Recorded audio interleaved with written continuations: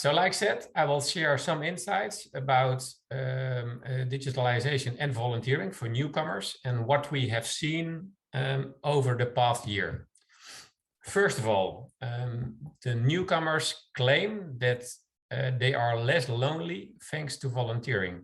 88% said they were less lonely because they started volunteering work, which is of course a great thing. 52% says and claim that an online platform is essential for them to find help because otherwise they wouldn't have found it, or they found the hurdles too high to go and search for it themselves. And because of this platform, they became more self-reliant. Thirdly, in Dutch, we call it omdenken. I believe it's flip thinking in English. 71% solves its own need for help by doing voluntary work. So we can also match demand with demand online.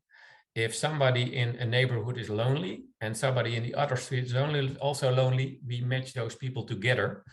And that's also a new way of looking at volunteering work, because then somebody feels appreciated again. And we call it flip thinking. And 71% claims that it's very helpful.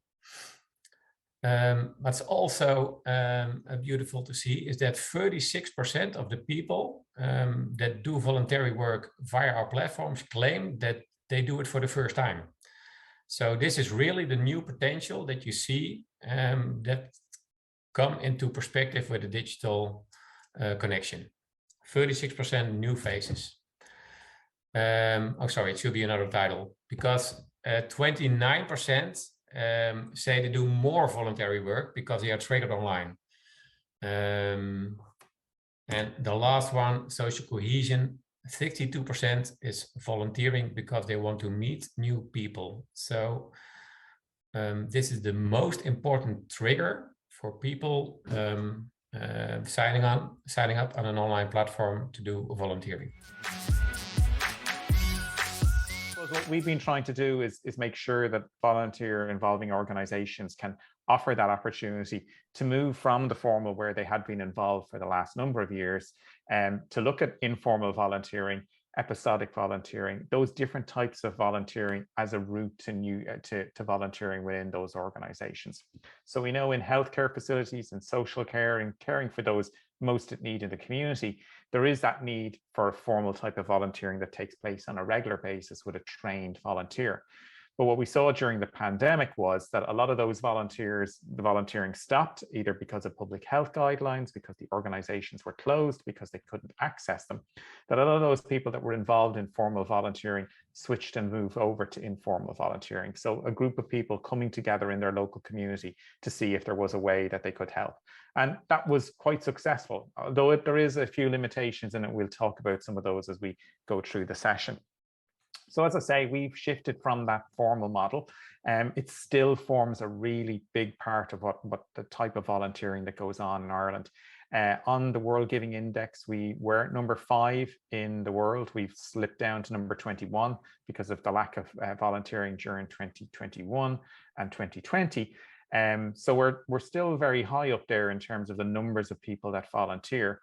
But what we've seen is the need for greater flexibility from volunteers, that they wanted to get involved in different types of volunteering.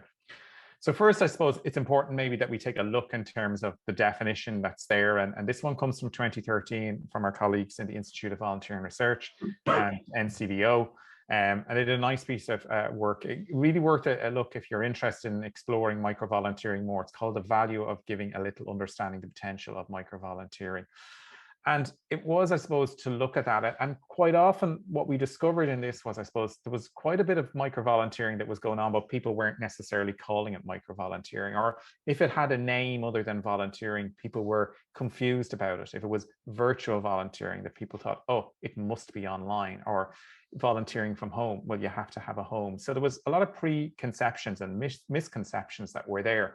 But I suppose what we wanted to do was, I suppose, look at that and see how we could support our organizations. So through our volunteer center network and ourselves as an organization, what we've done is deliver training, develop some tools to support volunteer involving organizations to look at micro volunteering. The idea is we want to create a pathway for people to get involved in volunteering. And what we find in terms of research that we've done in Ireland is a lot of people that get involved, the type of volunteering that they want to get involved with might not be available to them right now. They might not necessarily call it micro-volunteering, but we want organizations to have a menu, a different type of offering to the volunteers that they can go along and try something. And that's the key element, is that the social element of volunteering is really important. And if the volunteer can go along and have a good experience, they're likely to move on to get involved in different types of volunteering. We propose that we need a more fine-grained, differentiated understanding of volunteering and study volunteering in really different fields and different organizations, and have this more fine-grained picture.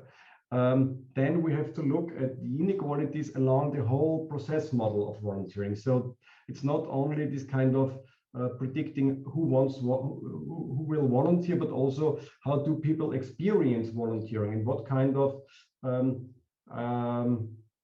let me say reproduction of inequalities take place within the volunteer organization in formal volunteering, but also in informal structures.